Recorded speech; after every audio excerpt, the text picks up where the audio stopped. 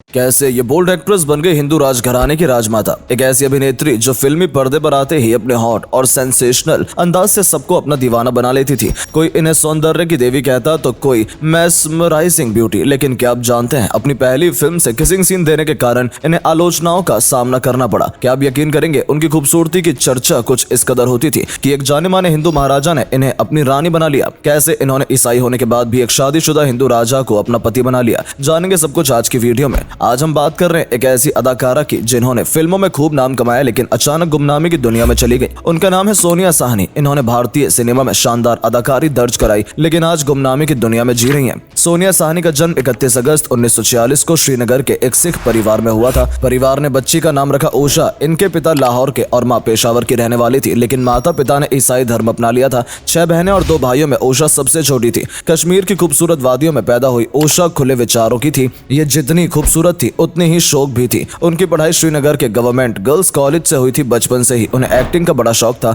इसलिए उस समय यह कई अभिनेत्री की नकल किया करती थी। स्कूल में भी जब कोई ड्रामा होता ऊषा आगे बढ़कर हिस्सा लेती थी। श्रीनगर में एक बहुत बड़ा ड्रामा ग्रुप था जिसमें उन्होंने दाखिला लिया और बड़ी लगन से एक्टिंग सीखने लगी। एक बार यहाँ मशहूर डायरेक्टर IAS जौहर पहुंचे और सोनिया की एक्टिंग से प्रभावित होकर उन्हें मुंबई आने का न्योता दे दिया। ऊषा के तो जैसे सपने सच हो गए थे। किस्मत ने उनका साथ दिया और ऊषा अपने सपनों को पूरा करने के बारे में सोचने लगी। इसके बाद 1965 में ऊषा मुंबई पहुंच गई। उनके आते ही किस्मत जैसे मुकद्दर का सिकंदर बनाने के लिए तैयार बैठी थी। जौहर साहब ने उनके साथ 5 साल का कॉन्ट्रैक्ट कर लिया, लेकिन एक दिक्कत थी और वो था ऊषा का नाम। जौहर साहब ने कहा कि तुम्हें अपना नाम बदलना होगा क्योंकि तुम्हारा नाम फिल्म इंडस्ट्री के साथ मैच नहीं करता। मैं तुमको एक नया नाम देता हूँ और इस नए नाम से ही दुनिया तुम्हें पहचानेगी, और वो नाम था सोनिया साहनी। सोनिया की पहली फिल्म जौहर महमूद इन गोवा थी जो कि 1965 में रिलीज हुई थी। इस फिल्म को लोगों ने बहुत पसंद किया था, लेकिन कहते हैं कि first impression is last impression, और ऐसे ही कुछ सोनिया के साथ भी हुआ। फिल्म तो हिट हो गई लेकिन सोनिया को बहुत आलोचना झेलनी पड़ी और इसका कारण था पहले फिल्म में हीरो के साथ किसिंग सीन देना।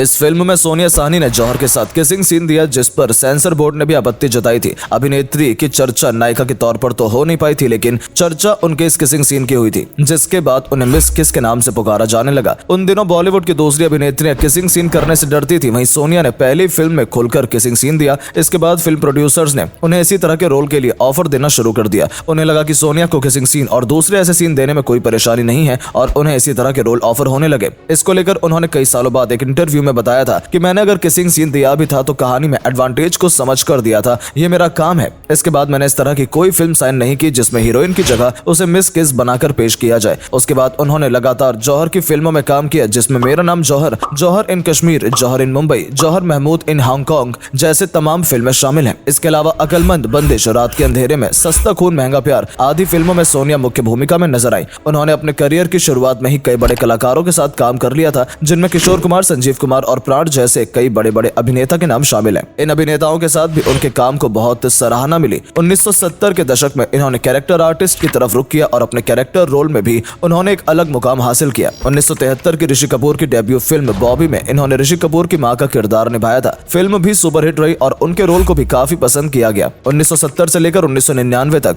इन्होंने कैरेक्टर आर्टिस्ट के तौर पर काम किया। बुड्ढा मिल गया, धर्म कर्म, चाचा भतीजा, जंगल में मंगल आदि तमाम फिल्मों में सोनिया साहनी ने अपने अभिनय के दम पर खास जगह बनाई। चोरनी, लड़केबाज, श्रद्धांजलि, शंकर दादा, काफिला, कई ऐसी फिल्में हैं जिसमें सोनिया का कैरेक्टर आर्टिस्ट के तौर पर देखा गया और लोगों ने इन्हें खूब पसंद भी किया। वहीं सोनिया हेमा मालिनी, जीनत अमान, परवीन बॉबी और रेखा जैसी दिग्गज अभिनेत्री के साथ सेकंड लीड रोल निभाती भी नजर आई। सोनिया अपने करियर को सफलता की ऊंचाइयों तक ले जाने के लिए मेहनत कर रही थी, लेकिन तभी उनकी जिंदगी में एक ऐसा मोड़ आया कि सब कुछ रुक गया। इस अभिनेत्री को शिव पालिताना नाम के एक शख्स से पहली नजर में प्यार हो गया और वो उन्हें इस कदर चाहने लगी कि उन्हें कुछ भी नजर नहीं आया। ये भी नहीं दिखा कि जिस शख्स से वो शादी करने के बारे में सोच रही है वो पहले से ही शादीशुदा है और एक बच्चा भी है, लेकिन प्यार का बुखार उन दोनों पर कुछ इस तरह चढ़ा कि शादी से पहले ही दोनों लिव इन रिलेशनशिप में रहने लगे। कुछ समय बाद 1976 में इन दोनों ने शादी कर ली। हालांकि शादी के बाद भी सोनिया फिल्म में काम करती रही। सोनिया ने अपने एक इंटरव्यू में बताया था कि शिव चाहते थे कि शादी के बाद भी मैं अपनी एक्टिंग करियर को चालू रखूं और अपने परिवार को संभालने के साथ साथ उनके सपनों को भी पूरा करूं। यही वजह थी कि शादी के बाद भी सोनिया साहनी ने एक से बढ़कर एक फिल्मों में काम किया। बताया जाता है कि शिव पालिताना का फिल्म इंडस्ट्री से कोई लेना देना नहीं था। वो एक रॉयल परिवार से थे और पालिताना रियासत के राजकुमार थे। उनका पूरा नाम शिवेंद्र सिंह गोयल था। उनके रियासत के लोग उन्हें इसी नाम से बुलाते थे। ब्रिटिश राज के दौरान पालिताना भारत की एक रियासत थी जो कि सौराष्ट्र के प्रमुख राज्यों में से एक था, जिसे सूरत या काठियावाड़ के नाम से भी जाना जाता है। सोनिया ने शादी के बाद ईसाई धर्म त्याग कर हिंदू धर्म अपना लिया और अपने पति शिव के साथ बेहद खुश रहने लगी और राज परिवार के धार्मिक अनुष्ठानों और पूजा आदि में हिस्सा लेती थी। शादी के कुछ समय बाद सोनिया मां बन गई, जिसके बाद पालिताना रियासत के लोगों ने उन्हें राजमाता की उपाधि दे दी। बच्चों के जन्म के बाद उन्होंने निर्णय लिया कि अब वो फिल्मों में काम नहीं करेंगी और बच्चों की परवरिश में ही अपना समय देंगी। उनके 2 बच्चे हुए, केतन और किरण। वो अपने परिवार के साथ बहुत खुश थीं, लेकिन किस्मत को तो कुछ और ही मंजूर था। ये खुशियां ज्यादा दिन तक नहीं चल पाई और उन पर दुखों का पहाड़ टूट पड़ा।